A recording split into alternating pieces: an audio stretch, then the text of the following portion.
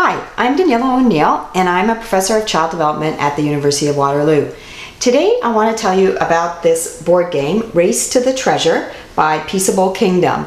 This is a fantastic game. It's really popular, and it's part of the board game collection that I curated and helped develop together with Kitchener Public Library.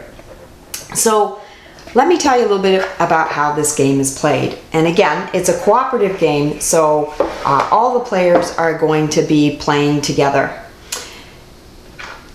The first thing that you do when you start this game is you have this board with spaces, and if you can see, there's numbers along this line and letters along here. As one child playing this once said excitedly, it's like a matrix. And it is. So you have these dice, and the first thing you do is roll these dice and see what letter and number you get. So that's A2. This is going to tell you where you place one of 4 keys, and so that key would go on A2. Then you do this 3 more times, C3, and put down the rest of the keys, A4 and 3E. 3E. And then finally, one more time for this ogre snack card. E6, all the way down here at the bottom. Now, we're done with these. We're not going to be using them again in the game. What we are going to want to do in this game is get these keys before ogres come down this path to the end. So there are 2 little cards in this game. There are ogre cards and there are path cards. The path cards are going to be used to try and build paths to get these keys.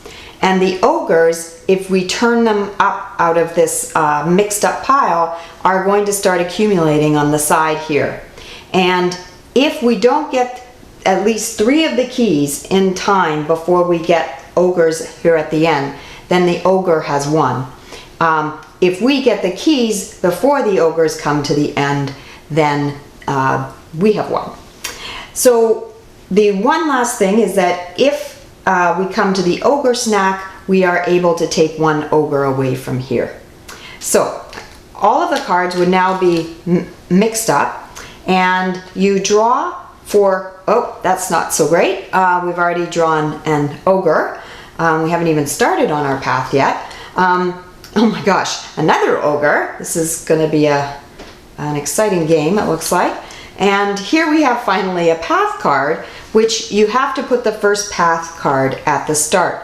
Now this is where it gets interesting, because here is where you'll see kids, families working together to decide, well, which way shall we go so that we can strategically get to these keys the fastest. So I'm just going to put this path this way, and then you just take turns taking the cards and doing what they say on them. So unfortunately here we can't really go anywhere but here, and we're moved away from that 1 key, but we can keep trying to build the path up to the key. So here, for example, now we have been able to get this key. This key comes out and goes down to the bottom, and play continues. Uh-oh, another ogre. Another path, so maybe we want to try and head to this one, or we're not quite sure. So there could be deliberation about that. And then continuing on. Need a corner piece here. No, don't want to just keep going straight. I'm going by all my keys here. Oh dear. Well, maybe we try and get the ogre snack away. Maybe that's a good idea. Head towards the snack so that we might be able to, now we've hit the snack, and at least we can take 1 of these ogres away. And this is the way play continues until you see if the ogres get to the end and the treasure here at the end before you are able to get all these keys to the treasure. And as I said, it's been a really popular game, and especially with slightly older children who really enjoy kind of debating which paths to take and beating the ogres.